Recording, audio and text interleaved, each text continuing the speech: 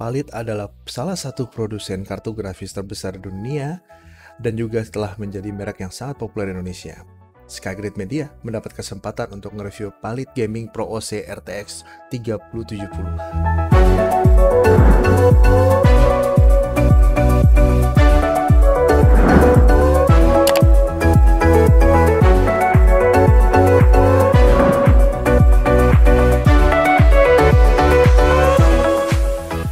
Nvidia tahun lalu telah launch produk RTX terbarunya yaitu RTX 30 series yang menyajikan performa lebih tinggi dari RTX 20 dengan peningkatan CUDA cores, dukungan GDDR6X serta Tensor Core prosesor terbaru yang lebih efisien.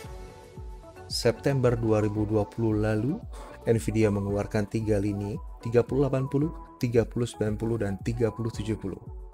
Dan kenapa 3070 menjadi pilihan yang menarik? Karena dipercaya akan melebihi atau bahkan mendekati performa RTX 2080 Ti yang merupakan flagship dari RTX 20 series. Palit Gaming Pro hadir dengan bus clock 1725 MHz yang merupakan spesifikasi default dari Nvidia, tetapi itu juga dapat meningkat dengan skenario biasanya di real world performance karena penerapan teknologi GPU push versi 4. Dan kartu grafis ini memiliki 7000 mHz dengan kecepatan efektif 40000 mHz untuk GDDR6. Palit Gaming Pro RTX 3070 hadir dengan kotak hitam persegi panjang yang besar dengan merek Nvidia dan Palit di atasnya. Terdapat kartu garansi dari NJT yang merupakan distributor resmi Palit Indonesia, quick manual dari Palit, dan juga adaptor di dalam kotak yang merupakan 2 input 6 pin menjadi output 8 pin tunggal. Ini adalah langkah bagus dan berguna bagi user yang tidak memiliki cukup konektor PCIe 8 pin.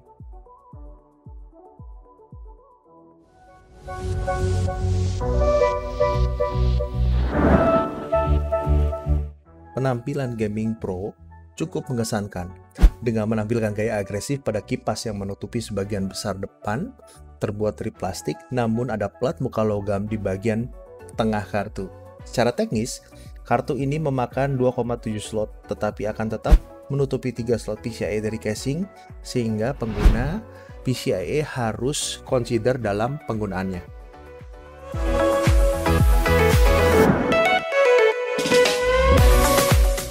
Palit Gaming Pro menyertakan Turbo Fan Blade yang akan bekerja sangat efisien karena jika tidak terlalu digunakan, dia akan berhenti total, menghasilkan suara GPU yang sangat hening.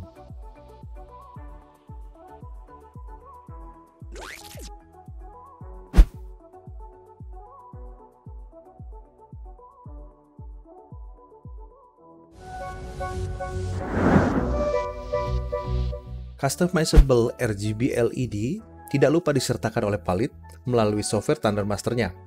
Dan juga posisi GPU ini akan terlihat lebih bagus jika dipasang secara berdiri dibandingkan secara konvensional. Namun jangan lupa Anda memerlukan socket bracket untuk perpanjangan PCIe tersebut. Kami cukup kaget dengan kinerja fan dari Palit ini karena jauh lebih hening dan lebih dingin, disertakan juga dengan 4 heat pipe dengan nickel plate-nya, membuat GPU ini bahkan menurut kami lebih dingin dan lebih hening dibandingkan Nvidia Founder Edition. RTX 30 series mendukung HDMI 2.0 yang terbaru yang memungkinkan kita untuk dapat 4K 120 fps dan juga disertakan DisplayPort 1.4 yang memang sangat banyak digunakan oleh monitor gaming saat ini. Sampai juga dengan section performance. Sebelumnya saya akan kasih tahu dulu PC testing. Intel i7 8700K di OC ke 5GB, 6 core 12 thread, 32 QHz, 3200 dual channel, dan RTX 3070 dari Palit Gaming Pro OC. Dan kita akan testing dengan Full HD, 2K, dan 4K. Dan semua akan dinyalakan G-Sync untuk menghilangkan tearing selama permainan. Untuk testing performance, kita akan menggunakan 13 game yang kami percaya menurut standar kami akan mewakili untuk performa dari RTX 3070 ini.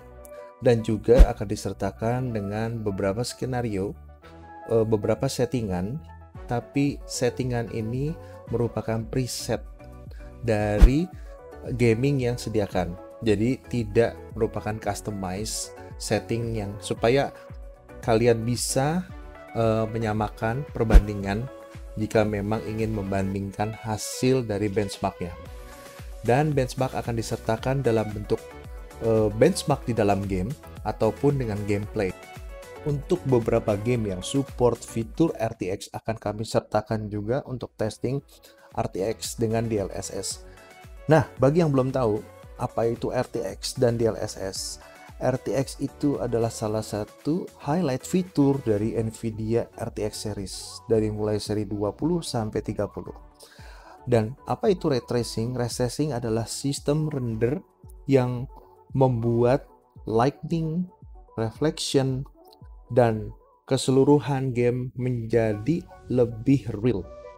Seperti yang terlihat pada gambar, dan juga kalian pasti tahu apa itu RTX On yang merupakan slogan RTX dari Nvidia. Menandakan kalau grafik cardnya ataupun gamenya mendukung untuk fitur ini. Fitur ini sudah diperkenalkan mulai dari 2019 lalu dan juga memakan resource yang cukup hebat.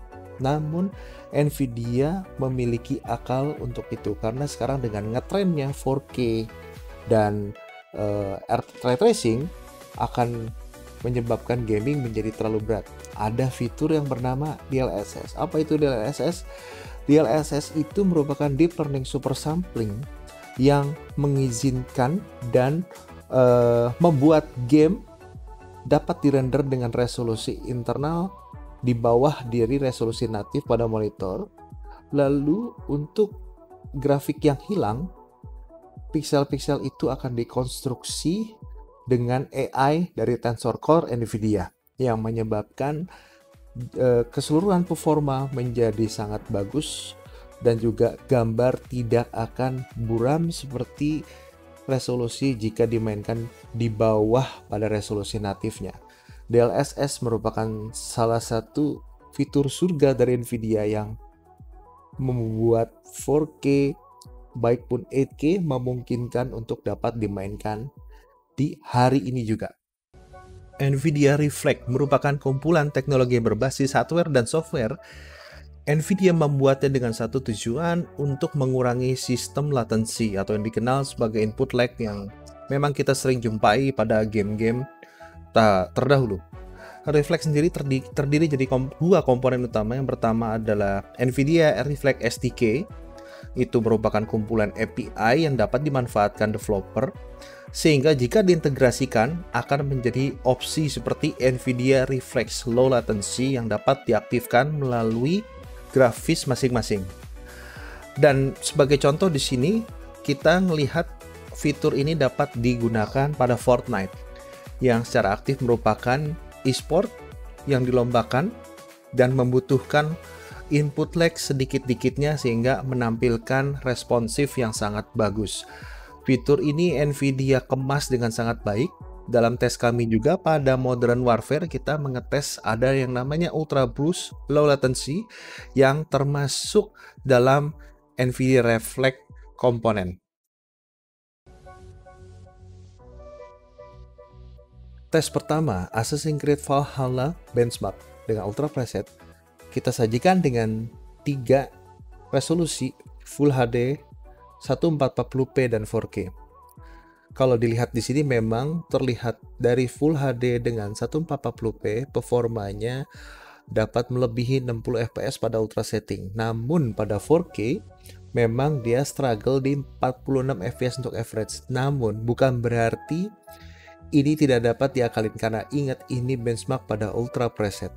Untuk 4K jika Anda turunkan sedikit atau disesuaikan sedikit, maka 4K dapat dimainkan di 60 fps.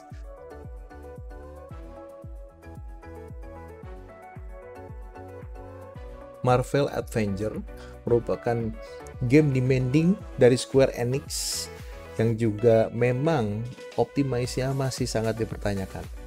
Di sini kita bisa melihat untuk ultra high dengan kita aktifkan juga high res teksturnya pada Full HD.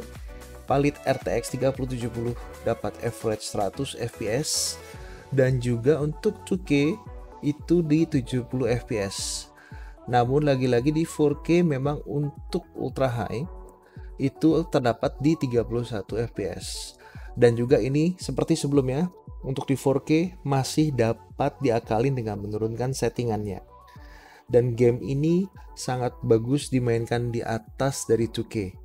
Karena sifat teksturnya itu memang lebih rapat sehingga keuntungannya dari high resolution akan membuat game ini tampil lebih bagus.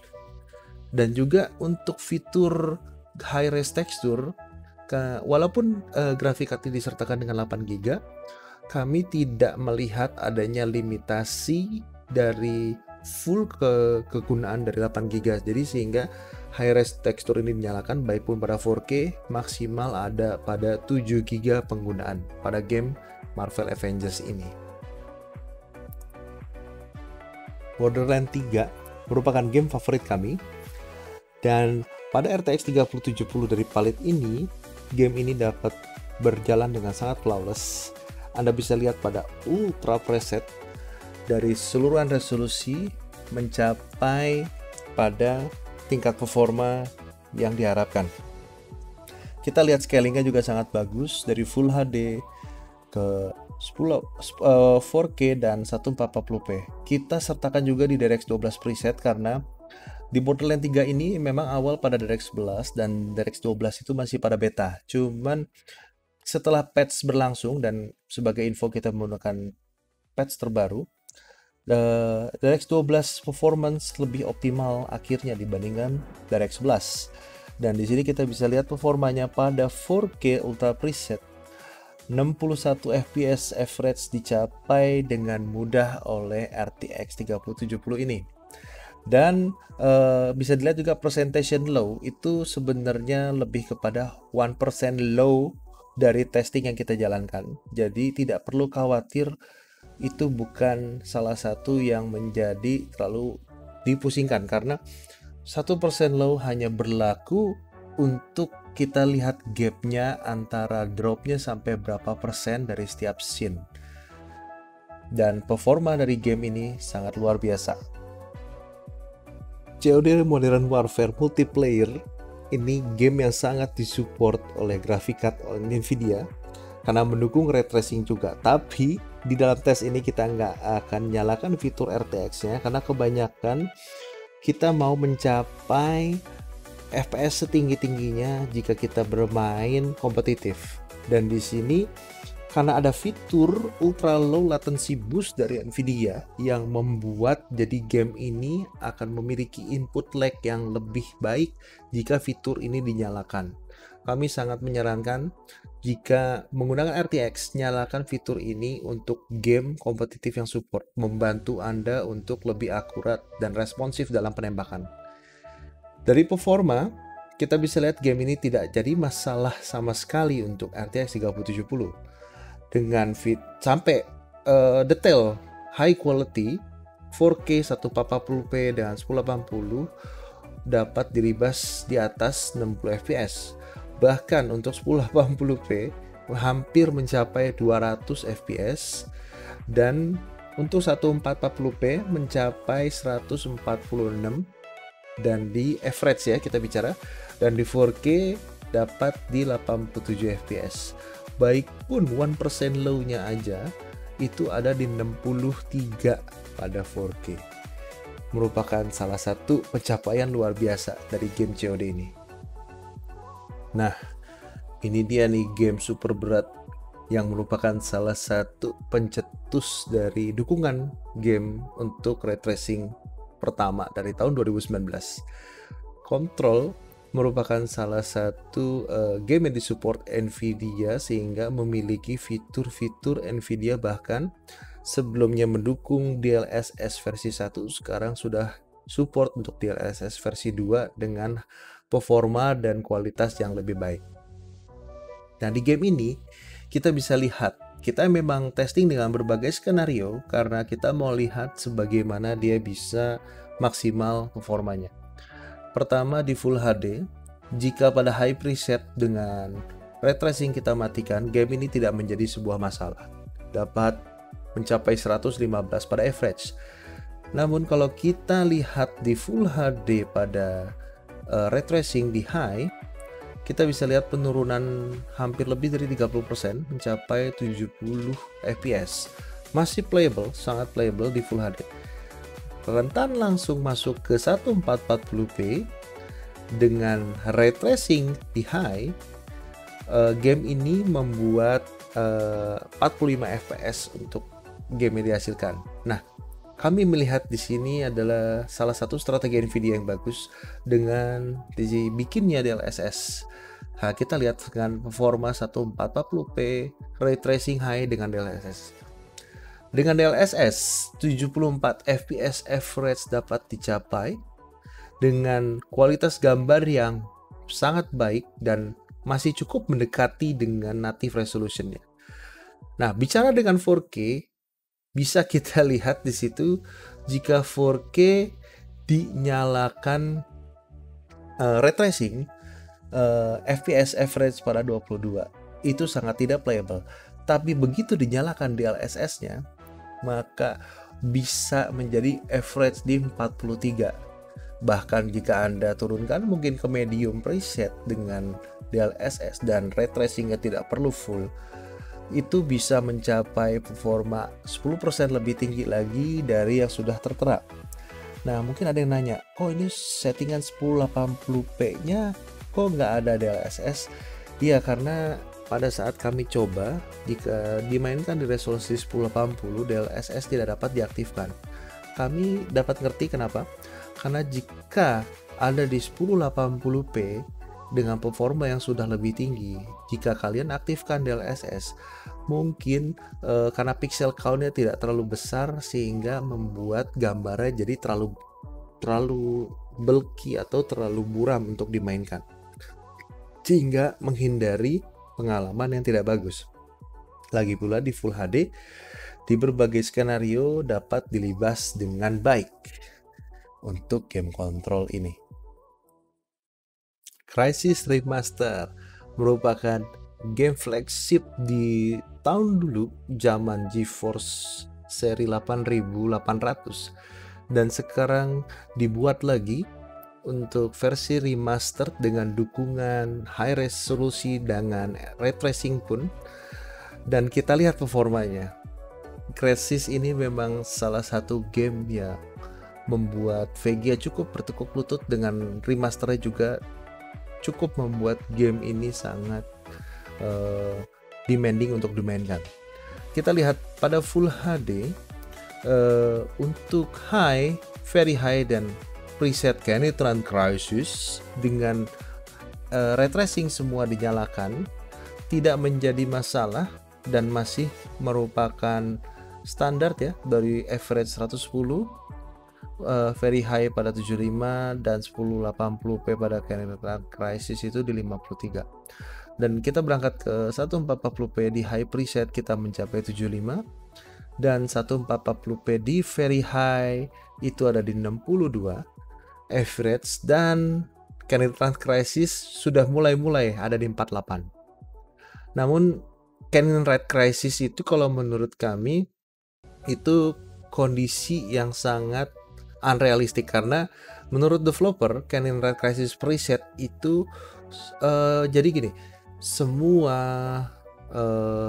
grafik ataupun tempat-tempat satu pulau yang mungkin kita belum bisa lihat karena belum mencapai ke situ, itu sudah dirender duluan semua. Makanya performanya jadi sangat drop. Kalian bayangkan, Crysis itu merupakan game yang dengan geometri, fisik yang sangat kompleks, tapi sudah dirender semua dalam satu pulau mulai dari awal dengan preset Canitran Crysis, tidak efisien. Kita masih melihat untuk skenario high dengan very high itu masih sangat realistik untuk dimainkan. Ya, kita lihat di 4K high preset RT high 50 fps average Dan 4K very high RT high itu pada 41 fps. Ya, di sini kita ini karena menggunakan high preset, jadi kita tidak banyak konfigurasi, karena kalau kita menggunakan custom, sayangnya nantinya tesnya jadi kurang akurat untuk kalian bisa demokan sendiri di rumah. Tapi kita ngelihat di sini bahkan game di 4K pada 50 fps, 50 itu masih cukup nyaman untuk bisa dimainkan. Bahkan jika kalian turunkan ke mungkin ray tracingnya jangan di high, mungkin di low atau di medium, 4K masih bisa di atas 60 fps di sini. Dan kartu-kartu ini sangat kuat di 1440p dan di Full HD untuk game yang cukup usang, cuman diperbaharui kembali. Ya, akhirnya sampai juga di game Cyberpunk 2077 yang merupakan game dengan kondisi yang sangat fenomenal, dan juga terdapat drama juga yang sangat fenomenal juga dengan kontroversi yang terjadi dengan bugnya dan lain-lain. Namun buat kami menyukai game ini karena merupakan implementasi ray tracing dengan DLSS yang sangat sempurna. Bukan apa-apa, karena game ini dapat dinyatakan dengan The Next Crisis yang menyebabkan performa DLSS sangat diperlukan untuk dapat dimainkan di berbagai settingan skenario. Nah, kita bisa lihat di resolusi Full HD, kita lihat untuk tanpa DLSS dengan ray tracing off itu ada di 98 fps. Dengan RT on, oh ya, di sini RT-nya adalah RT Ultra ya. Jadi semua ray tracing nyala. Cuman bukan di setting Psycho. 1080p Ultra preset dengan RT on sudah dapat dengan pencapaian 60 fps pada average. Salah satu yang bagus. Nah, lihat jika kita nyalakan DLSS quality-nya. Pada Ultra preset ray tracing off, DLSS quality itu membuat game menjadi 120 fps, sehingga membuat performa jam itu hampir 20% lebih dibandingkan yang tanpa DLSS. Lalu pada Full HD DLSS quality dengan RT on, ini performanya cukup sama dengan Ultra on juga, mungkin karena resolusi turunan dari DLSS quality tidak terlalu banyak berpengaruh pada performa di sini. Nah, kita sekarang ke 1440p. 1440p dengan Ultra preset RT off dapat 64 fps average, dan pada RT on dapat 39. Nah, dari mulai 39 ini game sudah sedikit lebih jerky.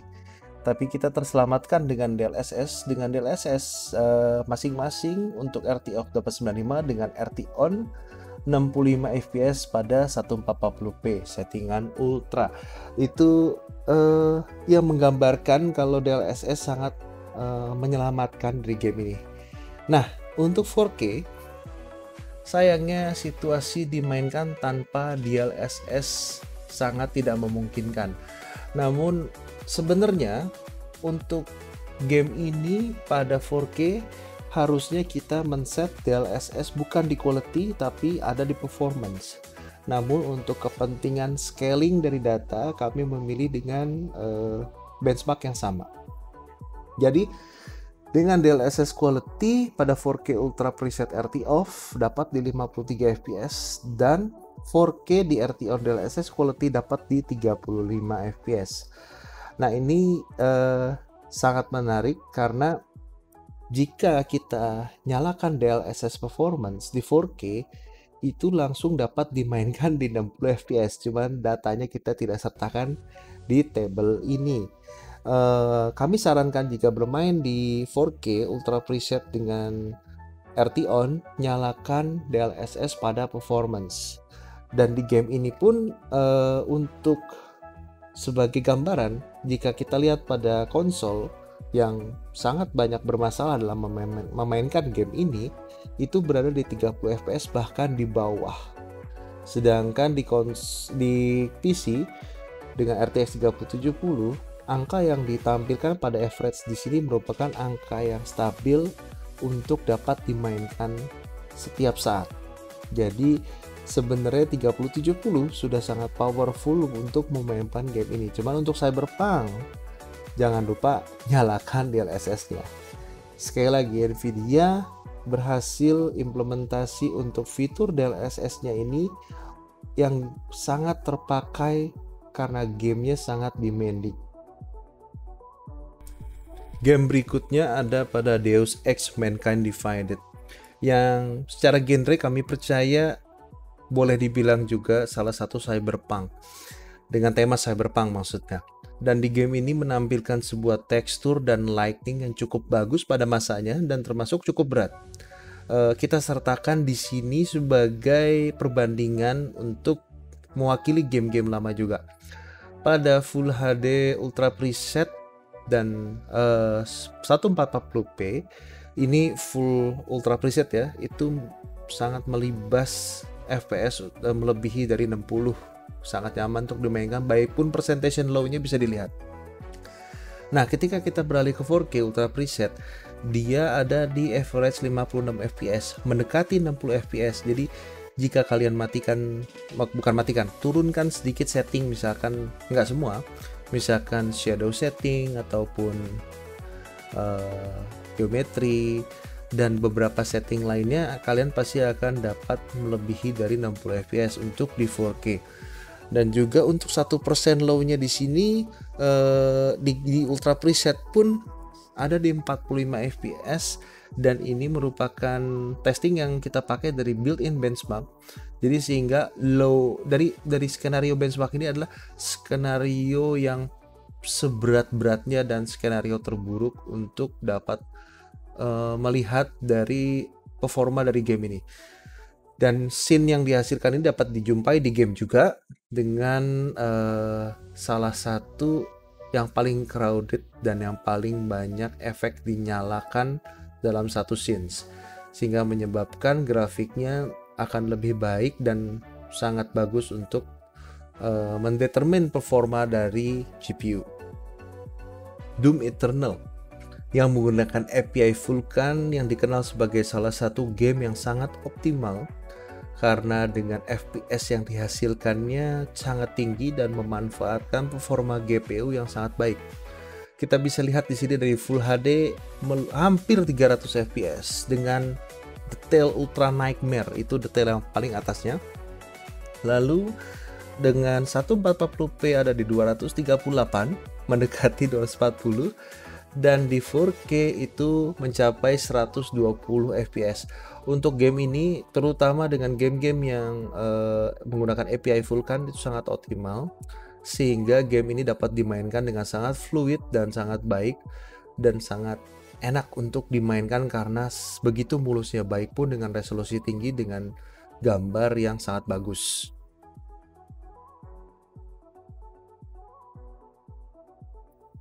Horizon Zero Dawn merupakan game port dari eksklusif PlayStation 4 yang disertakan untuk PC.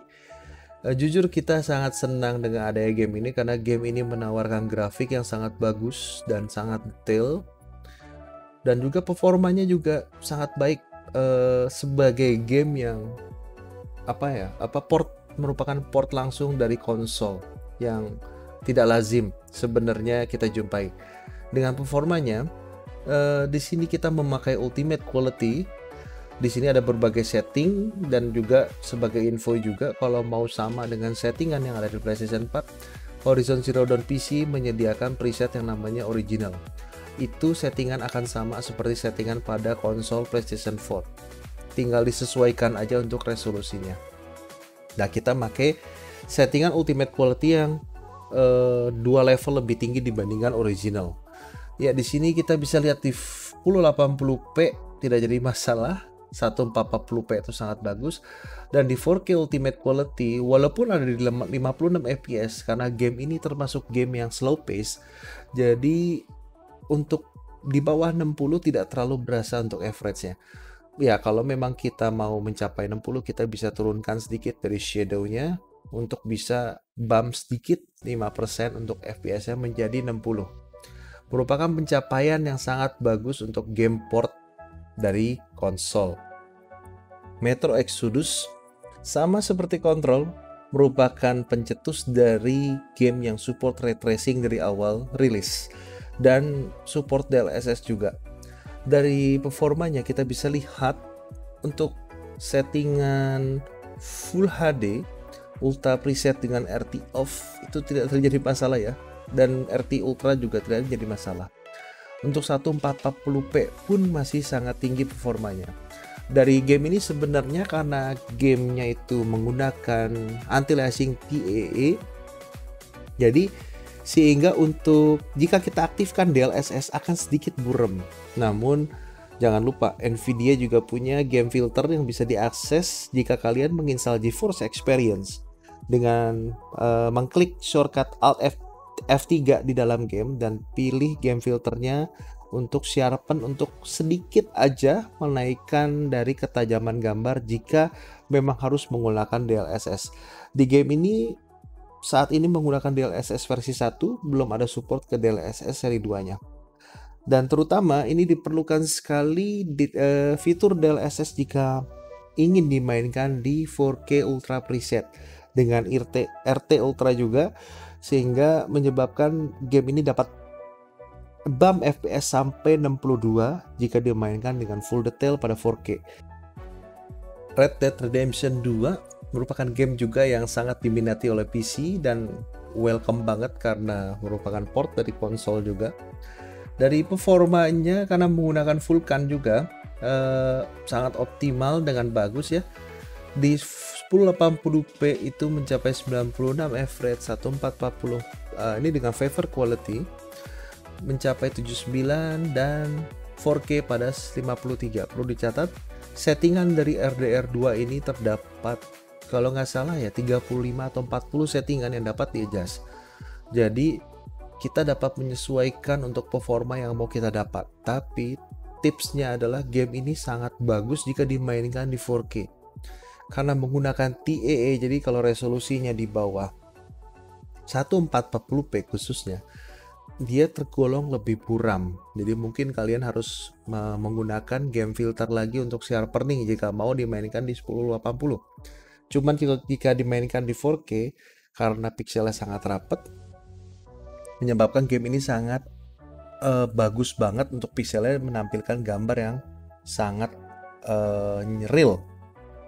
Game Division 2 menggunakan DirectX 12 kita setnya walaupun bisa dalam DirectX 11. Tapi dengan DirectX 12 performanya jauh lebih optimal khususnya dengan GPU terbaru ini. Dengan Full HD 1440p bahkan dengan 4K sebenarnya semua dapat dilibas dengan baik. Untuk 4K jika diturunkan sedikit beberapa settingan atau mau ke high preset, itu sebagai bocoran kita bisa mencapai 65 fps average. Namun untuk kesamaan data kita menggunakan ultra preset di sini. So far game ini cukup dibilangin slow pace juga enggak, tapi agak fast pace sehingga kita sarankan untuk lebih baik incar untuk FPS tinggi karena responsif di game ini sangat menunjang untuk kenikmatan bermain. Jadi game ini apalagi dimain di resolusi tinggi bebas aja menurunkan setting sehingga karena di resolusi tinggi cenderung gamenya itu tetap lebih bagus walaupun kita pada high preset dibandingkan di resolusi bawah pada ultra preset. Shadow of Tomb Raider, game ini mendukung ray tracing dan juga DLSS. Ray tracing yang didukung di game ini adalah pada shadow sehingga tidak merupakan game yang mendukung global illumination seperti Metro Exodus. Namun ray tracing shadow di sini juga cukup membantu untuk peningkatan grafis. Kita lihat kalau dilihat sekilas performa 1080 sampai 1440p dapat dilibas dengan sangat mudah. Yang kita menarik di sini karena game ini slow pace, jadi enaknya pada resolusi tinggi. Untuk 4K pada highest preset tanpa ray tracing, kita bisa lihat di situ average-nya pada 60. Nah, namun kalau misalkan kita nyalakan ray tracing shadow-nya tanpa DLSS dia langsung turun ke 32 fps pada average. Namun diselamatkan kembali oleh DLSS dengan average pada 52. Nah, di game ini kita tidak terlalu sedikit melihat akan pengaruhnya ray tracing shadow di sini, karena game ini pun sudah menggunakan kualitas grafik yang sangat bagus dengan dukungan dengan DirectX 12 juga. Jadi untuk 4K kami sarankan kalian bisa menggunakan DLSS jika ingin RT on, ataupun jika tidak mau menggunakan DLSS kita sarankan menggunakan RT off karena performanya sudah pada range di angka yang aman di VGA 3070 ini. Pada synthetic benchmark kita tampilkan 3D Mark hanya untuk GPU score untuk mewakili dari performa GPU yang ada. Kita bisa lihat di sini untuk Firestrike dan Extreme dan Firetrack yang lain. Kita tidak banyak berkomentar di sini untuk synthetic benchmark dari 3D Mark, namun Anda bisa sesuaikan apakah skor ini sesuai atau sama dengan apa yang Anda miliki. Dari skor-skor yang ada ini kita testing dengan 5 kali looping dari masing-masing tes, dan kita ambil dari skor yang paling rendah justru, bukan yang paling tinggi, sehingga mungkin nilai akuratnya jika dites dengan sekali atau 2 kali dapat nilai skor yang lebih tinggi dibandingkan yang tertera di sini. Kita testing dengan 5 kali bermaksud supaya konsistensinya itu pada saat GPU kerja tinggi dengan sintetik ada pada hasil yang seperti ada di gambar tabel ini. Nah, ini kita tampilkan juga untuk overall statistik selama tes. Jadi selama tes kita kumpulkan berapa dari GPU clock rata-rata, power, serta temperatur. Di sini yang kami kagum tentunya ada pada GPU temp. Kita setting dengan preset fan yang ada pada default ya palit, dan maksimal suhunya itu ada di 65, tidak mau naik lagi. Kita kondisi ruangan di sini mungkin ada pada 25 derajat ya, kurang lebih pada saat testing. Dan suhunya ini sangat dingin. Kita tempatkan justru pada saat testing pada mode konvensional, bukan pada berdiri. Jadi memungkinkan untuk skenario yang lumayan berat untuk kinerja GPU. Untuk GPU power maksimal ada pada 236, dan average daripada clock yang dihasilkan itu ada pada 1980, 1955, dan 1950. Kita ini testing dengan power management pada optimal power yang diserahkan pada driver, jadi tidak kita edit-edit kembali. Serta GPU load maksimal juga ada mencapai 99 sampai 100% dengan ya CPU clock di sini karena ikut ditampilkan karena memang kita berdasarkan dari hasil data saja. CPU clock di sini kita gunakan memang dari Intel 87K di 5GB, serta kita menggunakan I/O, jadi suhunya memang cukup dingin. Cuman yang saya kaget di sini palit RTX 3070 memiliki temperatur yang sangat dingin untuk casing tertutup loh. Ini dengan catatan casingnya tertutup. Dan GPU powernya hanya pada 236. Nah, perlu dicatat karena ini sebenarnya performanya mendekati dengan 2080 Ti, merupakan flagship dari RTX 20. Itu standarnya menggunakan 280 watt. Tapi di sini dia bisa mencapai performa yang sama hanya pada 236 watt saja. Jadi secara overall statistik palit RTX 3070 merupakan grafik card yang jauh lebih efisien, jauh lebih dingin dibandingkan RTX 2080 Ti yang memiliki performa yang mirip. Nah, berarti kita bisa lihat tadi performanya. Nah, sekarang di sini di tabel yang baru, saya ingin fokus kepada performa 4K. Karena biasanya saya banyak juga dibilang 3070 tidak disarankan untuk 4K. 4K itu harus di 3080. Itu ada benernya, cuman tidak selalu tepat karena gini, kalau semua settingnya hanya setting yang tertinggi terus, ya itu semua juga orang juga pada tahu akan lebih berat dibandingkan kita harus memenuhi untuk demanding setiap game. Coba di sini kita lihat tabel yang paling bawah itu adalah tabel dari hasil-hasil preset default yang kita sudah saksikan tadi. Dan yang di tengah itu saya lakukan adalah setiap game yang dites tadi itu ditampilkan dengan preset dari GeForce Experience saat dimainkan di 4K. Itu saja sudah terjadi bumping yang sangat tinggi, hampir mencapai 20%, paling besar 20% yang bisa dicapai.